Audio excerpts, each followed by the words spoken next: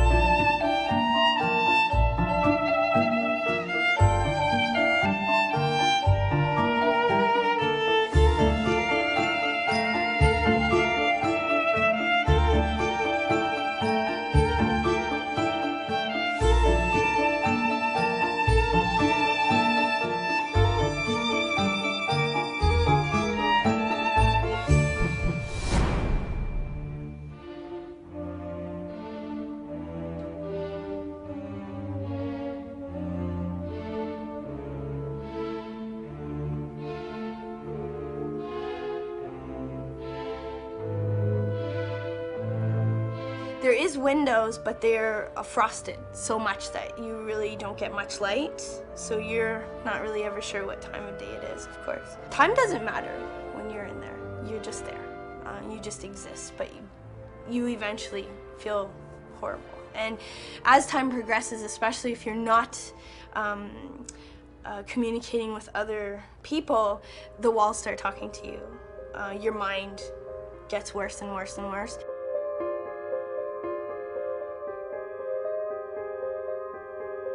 And then they removed the bed, and they left me with just a blanket. They removed all my clothing from my body as well, so I was completely naked, and they turned my water off.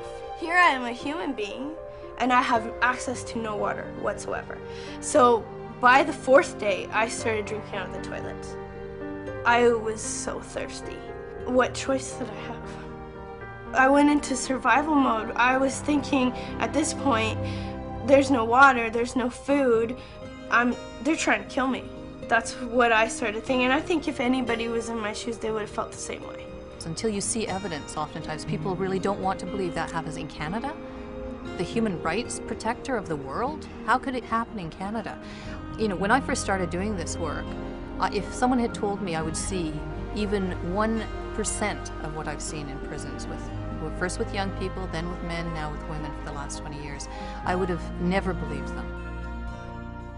We've seen more and more women literally being abandoned by an increasingly drafty social safety net, healthcare system, particularly mental health care system, and ending up in literally the only place that can't say no. Sorry, our beds are full. Sorry, we have a waiting list. Sorry, you don't fit our mandate. If they've done anything for which they can be criminalized, they often are. Once they're in prison, the way that they often are dealt with is to be put in the most isolating, most secure settings, which of course only exacerbates the mental health issues. So women who go into prison often also develop mental health issues, not just because of the usual institutionalization, but because of then the manner in which they're treated. So if they start with mental health issues, there's virtually no chance that they won't get worse in prison. When I went into the detention center, they were well aware of my mental diagnoses, and I was supposed to see a psychiatrist and get on medication right away, and they didn't do anything about it. I needed some human contact. If you're locked away, okay, in a room where you can't see out and you can't see action, right? You're getting zero stimulation, sounds, tastes, touch, textures. We need to see, we need to feel. Those things are stricken from you. Your mind starts to eat away at itself because it has to manifest and make its own textures, its own sounds. And eventually you're all out. You're all out of ideas. You're all out of things to keep yourself grounded.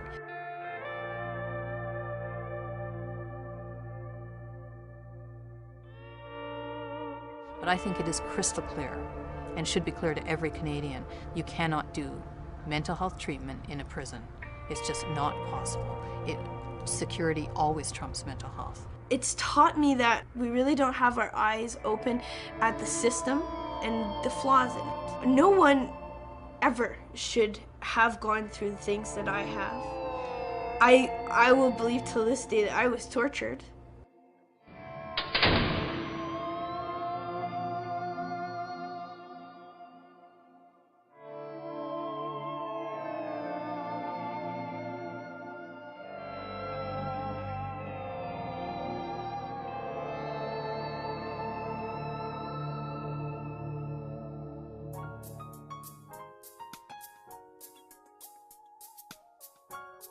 When you hear mental illness, what do you think? Well, I mean, back when we was younger, we really didn't hear no mental illness like ADD, ADHD. You know, you had the special classes, handicap classes, but other than that, you didn't really hear nothing about no mental illness. Mental illness is a medical condition that disrupts a person's thinking, feeling, mood, ability to relate to others, and daily function. How many individuals do you think has a mental illness? Out of the people that I know, it's probably about 3% of the people I know may have some type of mental illness. Pretty close. How would you feel if I said 1 out of every 4? That probably would make a lot of sense to me. One of the biggest stigmas about mental illness is that people won't recover from it or cannot operate and have a normal functioning life, which is a lie. I got back to work, I reconnected with friends, I knew how important social support was. I just knew that I wanted to get my life back, and I never wanted to go where I was for that year because it was not good. Don't wait to get help. I waited way too long. Things got way too out of control. Get help right away. Don't be ashamed of it. You know, look at it as just another biological illness. An onset for anybody that with schizophrenia or any mental health, I would really deeply encourage that they do research what they have. So if you can research it and then let the doctor know what's happening, that would really help out.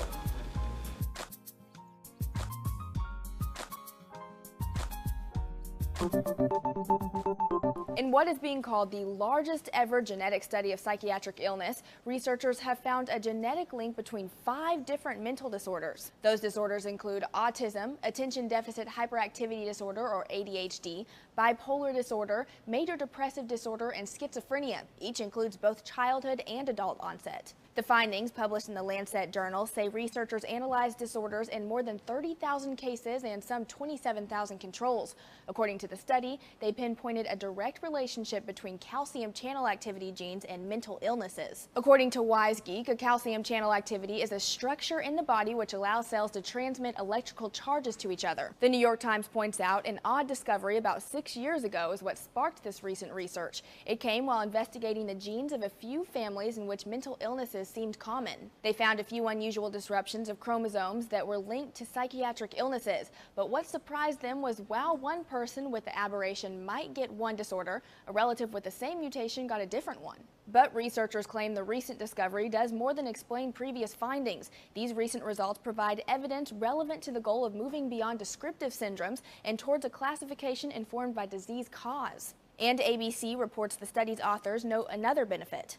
Genetics can contribute to prediction and prevention of psychiatric diseases, along with the identification of molecular targets for new generations of psychotropic drugs. However, according to Dr. Randy Ross of the University of Colorado School of Medicine, even with the new findings, there is still a long road ahead to fully accomplish the projected benefits of the discovery. We at this point don't know the basic biological bases of most psychiatric illnesses, and this is really, it's an early step. It's not an end step that's going to lead to a new treatment anywhere in the next year or two. The research did have a few notable limitations, one of which was the sample. It only included people of European ancestry. But with the reduction of limitations, researchers hope the findings will one day lead to a new form of treatment for mental illnesses. For Newsy, I'm Jasmine Bailey. That's all, folks.